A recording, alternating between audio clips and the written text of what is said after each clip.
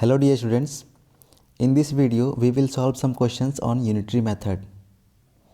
These questions are from class 7 and the details of this book I will give you in the description box. Okay, so let's read the question. So at first I am going to solve question number 2. Okay, I will tell you why I am doing this. So let's read it. So 5 children can eat 30 packets of Lay's in a day. Okay, how many packets are needed for 12 children? So we can solve these type of questions by using unitary method as well as ratio and proportion. Okay, so let's start it. So at very first I will use ratio and proportion. Okay, so 5 children 30 packet. So let's take a ratio 5 children 30 packets, and this is proportional to how many packets are needed for 12 children. Means we don't know the number of packets. Okay, so let it x is proportional to 12 children. One second. Okay, sorry, this 12 ratio x. Okay, this is 12 ratio x. Okay, so children, packets, children and packets. Now you know the formula very well. So product of extremes and product of means, that is equal to product of means. So 5x is equals to 30 multiply 12. So is equals to x is equals to 30 multiply 12 by 5, that is equals to 72 packets. Okay, this is your answer. And here I am writing children packet, children packet. Okay, and this is your answer. And now I am going to use to solve this question by unitary method. So first you have to decide to solve these questions what we have given and what we need to find. So 5 children 30 packet, and how many packet are needed for 12 children. So we need to find the number of packets. Okay, so here I am solving it again. So 5 children can consume 30 packets of Lay's, and so 1 children can consume 30 by 5 packets. So 12 children can consume 30 by 5, and we will multiply it here. And now solve it. 6, that is equals to 12 into 6, that is 72. That is your answer. These are the methods by to solve these type of questions. You have to use only one method. Okay, so let's solve it again by using some columns. मैं इस question को फिर से कर रहा हूँ कुछ columns draw करके, ताकि आप मिस्टेक ना करो. ठीक है, सो मैं यहाँ पे कॉलम बना रहा हूँ. यहाँ पे हम लिखेंगे children's and Lay's packet. Okay, so यहाँ पे हमें 2 कॉलम्स मिल जाएंगे. चिल्ड्रन जब 5 थे तो Lay's पैकेट कंज्यूम हो रहा था 30, एंड जब चिल्ड्रन 12 हैं तो हमें फाइंड करना है कि कितने Lay's पैकेट कंज्यूम होंगे. So let's take the ratio of 5 ratio 30, that is proportional to 12 ratio x. अब हमें ये एज्यूम करके चलना है कि सभी बच्चे एक जैसे Lay's पैकेट खा रहे हैं. ठीक है, कोई ज़्यादा नहीं खा रहा है, कोई कम भी नहीं खा रहा है, तो इसलिए ये रेशियो एंड प्रोपोर्शन से आसानी से सॉल्व हो सकता है. So let's solve it. So product of extremes is equals to product of means 5x is equals to 30 into 12, and now x is equals to 30 multiply 12 by 5, that is equals to again 72 packets. That is your again answer. अब मैं आपको बताऊंगा कि मैंने question number 1 पहले क्यों नहीं solve किया. यहाँ क्वेश्चन थोड़ा सा डिफरेंट है. मैन डे वर्क का जब क्वेश्चन आता है, यहाँ पे लिखा हुआ है 10 man can dig a well, एक कुआं खोद रहा है 10 लोग मिल करके, इन 9 days, in how many days can 15 man dig the same well, मतलब 15 लोग मिल करके कितने दिन में वो कुआं खोदेंगे। तो क्वेश्चन नंबर 2 और 1 में डिफरेंस यही है कि बच्चे जितने ज़्यादा बढ़ रहे थे लेज़ पैकेट उतना ही ज़्यादा कंज्यूम हो रहा था, लेकिन यहाँ आदमी जितना बढ़ेगा, जितना मैन बढ़ेगा, नंबर ऑफ़ डेज़ उतना ही कम लगेगा। मतलब अगर आप फिर से रेशियो एंड प्रोपोर्शन में इसको अप्लाई कर दोगे तो 15 लोग मिल करके ज़्यादा दिन लगाने लगेंगे। तो चलिए इसको सॉल्व करते हैं। Okay, here it is given 10 man can dig a well in 9 days. Okay, so obvious सी बात है कि 1 man will take more time, so 9 into 10, क्योंकि एक आदमी को इस 10 लोगों का सभी काम करना पड़ेगा और इसलिए इसको थोड़ा समय ज़्यादा लग जाएगा। ठीक है, सो 90 डेज़ आपको लग जाएगा किसी भी एक आदमी के लिए। और 15 मैन के लिए फाइंड करना है, सो 15 man can find dig the well 90 into 10 by 15। Obviously 15 man जब आ जाएंगे तो समय कम लगेगा, तो हम लोग डिवाइड कर देंगे इसको। अब इसको कैंसिल आउट करते हैं, 3 2 ज़ा 3 3 ज़ा एंड 3 5 ज़ा एंड 5 2 ज़ा, that is equals to 6 days. आप सभी से एक क्वेश्चन बचपन में बहुत बार पूछा गया होगा कि अगर एक मुर्गी 2 अंडे देती है तो 10 मुर्गी कितने अंडे देगी। ठीक है, तो आप उसको जस्ट मल्टीप्लाई कर देते थे, लेकिन यहाँ पे क्वेश्चन थोड़ा डिफरेंट था। जितनी ज़्यादा मुर्गियाँ होती थी उतने ज़्यादा अंडे होते थे, लेकिन जितने ज़्यादा मैन यहाँ पे आएंगे उतने ही कम डेज़ हमें लगेंगे। ठीक है, तो 10 man can dig a well in 9 days and 15 man can dig a well in only 6 days. So let's go for the next question. Question number 3, a boy containing 30 apples weighed 6 kg. Okay, how much will 1080 such apple weigh? सो हमें 1080 apples का weight find करना है और ये assume करके चलना है कि सभी एप्पल्स का वेट जो है वो सेम है। तो फिर से हम लोग कॉलम ड्रॉ करते हैं एप्पल्स का और उसका वेट। ठीक है, इस तरह से कॉलम बना लेंगे। 30 एप्पल है। ओके, 30 apple weighs 6 kg and how many apples. So हमें एप्पल्स का एप्पल्स का नंबर्स दिया हुआ है, हमें वेट फाइंड करना है। तो number of apple is 180 and we need to find weight of the apple, so we will assume it x। So let's take the ratio 30:6, इसका रेशियो लेंगे और ये क्या होगा, प्रोपोर्शनल होगा। प्रोपोर्शनल क्यों होगा, क्योंकि हमने सभी एप्पल्स का वेट इक्वल एज्यूम किया हुआ है। ठीक है, so 1080:x, again product of extremes is equals to product of means, so that is equals to 30x is equals to 6 into 1080. So x is equals to 6 into 1080 by 30. So let's divide it. So 5 2s are 10 and 16. Okay, so 216 kg. So 1080 apples में 216 kg आपका Apple हो जाएगा। ठीक है, so let's solve question number 4. What it is saying, the cost of 15 erasers is 37.5. How many erasers can bought in for 300 rupees? What will be the cost of 20 eraser? अब यहाँ पे 2 questions आपको given है, चलिए इसको solve करते हैं directly. So let's erase it and we need to again make some column. Eraser का कॉलम बनाना है और रुपीज़ का, तो बनाते हैं इरेज़र्स। यहाँ पे इरेज़र का स्पेलिंग थोड़ा डिफरेंट दिया हुआ है, शायद ये स्टैंडर्ड इंग्लिश है क्या।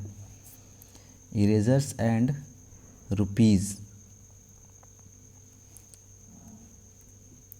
So 15 erasers 37.5 rupees. 15 erasers 37.5 rupees. Again, what it is given? How many erasers? Here we need to find the number of erasers can be bought for 300 rupees. Rupees दिया हुआ है और इरेजर्स का number find करना है. Next column एक और बनेगा. What will be the cost of 20 erasers. यहाँ पे इरेजर का नंबर दिया हुआ है और कॉस्ट हमें फाइंड करना है. इसको हम लोग y अज्यूम कर लेते हैं. अब 1 by 1 हम लोग फाइंड करेंगे. So let's take the ratio. 15 ratio 37.5 is proportional to x ratio 300.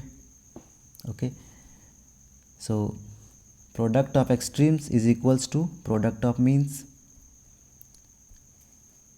15 multiply 300 is equals to 37.5 multiply x. So x is equals to 15 into 300 divided by 37.5. Now solve it. So 15 2s are 30 and okay, if I remove this point, एक second, if I remove this point we will get a 10 in the numerator and now cancel out it. 15 2s are 30 and 15 5s are 75 and 25 12s are 300. So this is equals to 12 into 10, that is equals to 120 rupees. Sorry, 120 erasers. Okay, question का first part हम लोग solve कर चुके हैं. 120 erasers हमें find हो गया है यहाँ पे. अब नेक्स्ट पार्ट में चलते हैं कि 20 इरेज़र ख़रीदने के लिए हमें कितने पैसे देने पड़ेंगे. सो फिर से हम लोग एक बार रेशियो लेंगे. इसका रेशियो 15 और 37.5 का, और that is proportional to 20 ratio y. So let's solve it. पहले मैं इसको इरेज कर लेता हूँ एक बार. ओके, ठीक है. सो 15 ratio 37.5 that is proportional to 20 ratio y. So product of extremes is equals to product of means. Again solve it. 15 into y is equals to 37.5 into 20. So y is equals to 37.5 into 20 by 15. So when we solve it, remove the point, so that we will get 10 in the denominator. And now cancel out 25 times, and this is 2 times, so that is equals to 50. Here we have to pay 50 rupees for 20 erasers, so this is 50. So y is equals to, we got 50. So this is your answer. और यहाँ पे आपका एक answer है 120 और 50. ठीक है. You can take a screenshot of this question.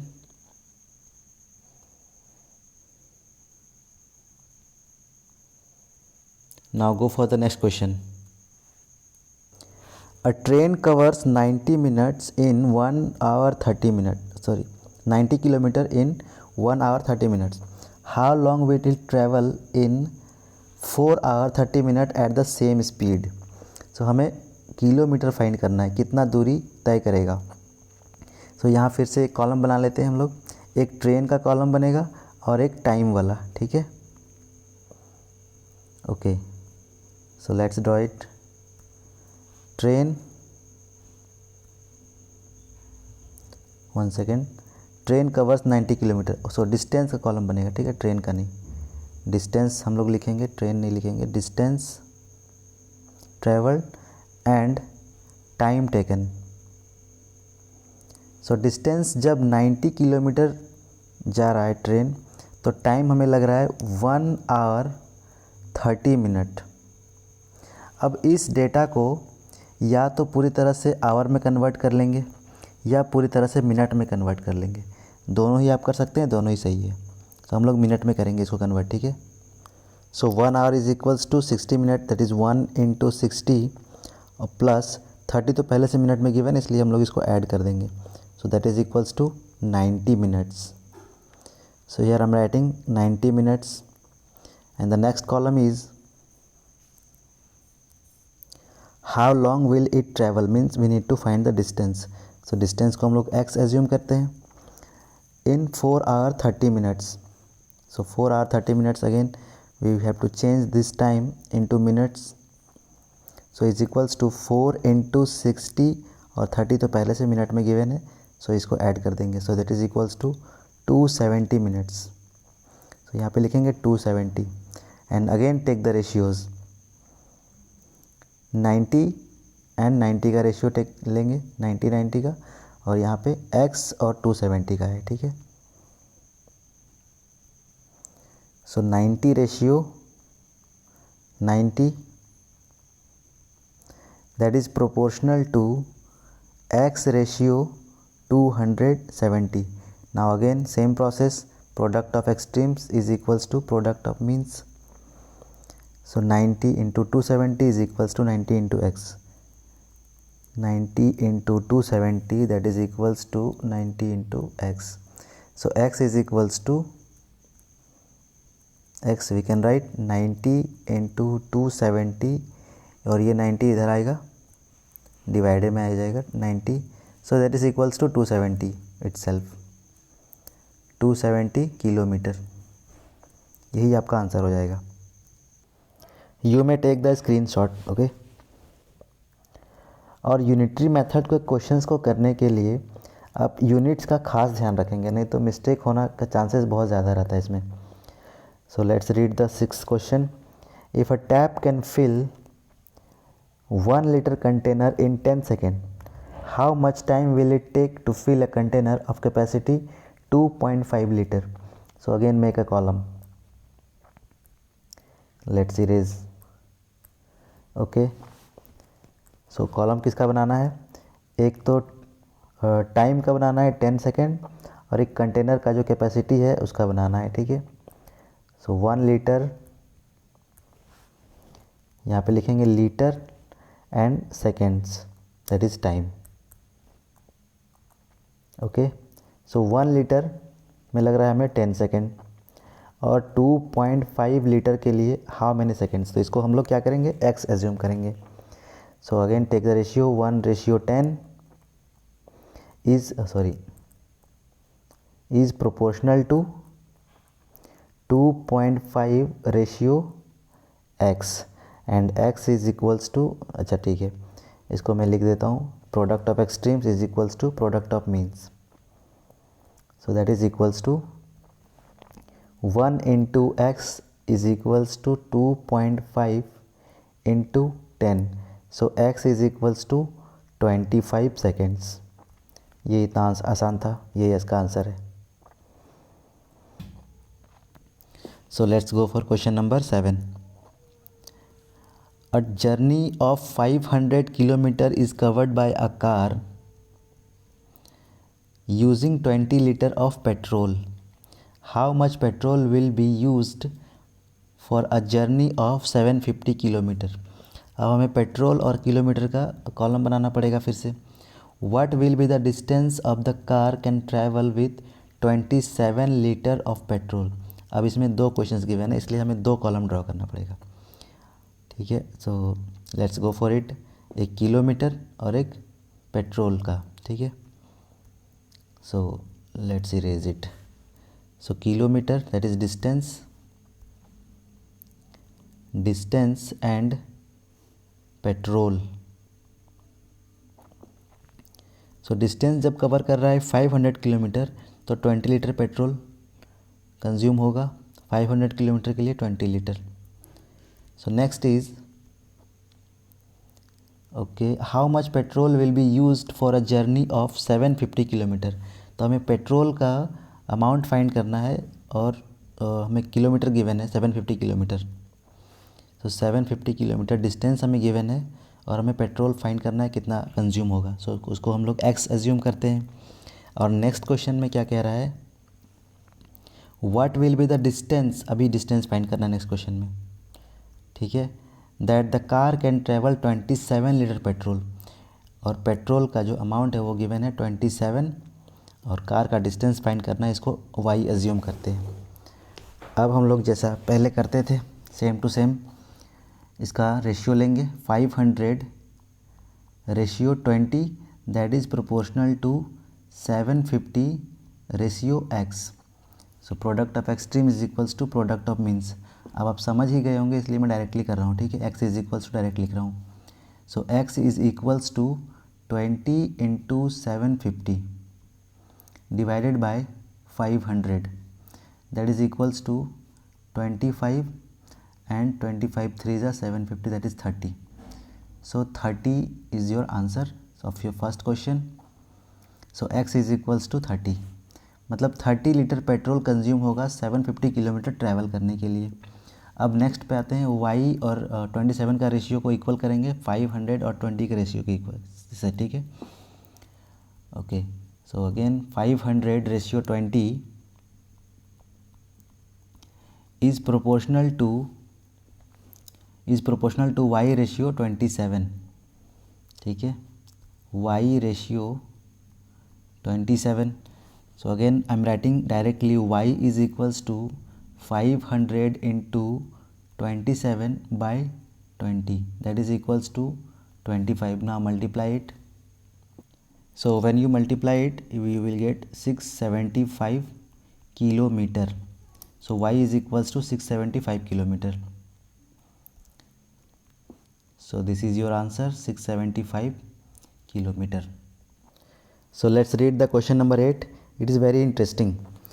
An electric pole of 5 meter height gives a shadow 7.5 meter long. At the same time, a glass building has a shadow 97.5 meter long. What is the length of the glass building? अब देखिए, किसी भी building का height आप ज़मीन पर खड़े होकर के भी पता कर सकते हैं। बस अपने हाइट का और अपने शैडो का लेंथ जो उसका रेशियो ले लीजिए और उसको इक्वल कर दीजिए उस बिल्डिंग के हाइट और बिल्डिंग के शैडो के रेशियो से, ठीक है। तो चलिए इसको फाइंड करते हैं, कैसे होगा देखते हैं। So here we have given something data. An electric pole 5 metre height 7.5 centimetre long shadow. So एक हाइट का और शैडो का लेंथ का कॉलम ड्रॉ करते हैं, ठीक है। हाइट का और शैडो लेंथ, शैडो का, ठीक है। तो जब हमारा हाइट 5 मीटर था तो शैडो का लेंथ जो बन रहा है वो 7.5 है। अब हमें फाइंड क्या करना है। At the same time a glass building, एक बिल्डिंग है ग्लास का, हैज़ अ शैडो का लेंथ दिया हुआ है इसमें 97.5. What is the height of the glass building?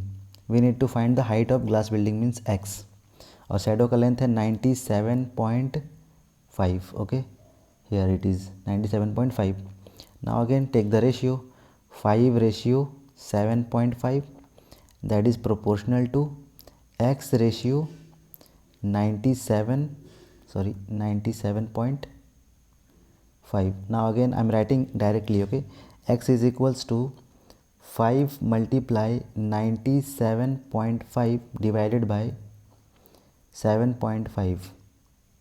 See, so if I remove the point here, so we will get 15 5 is 75, and we need to remove the numerator point as well. So 15 से फिर पूरा cut जाएगा, ठीक है।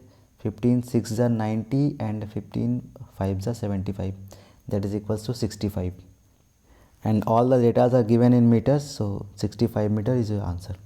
So x is equals to 65.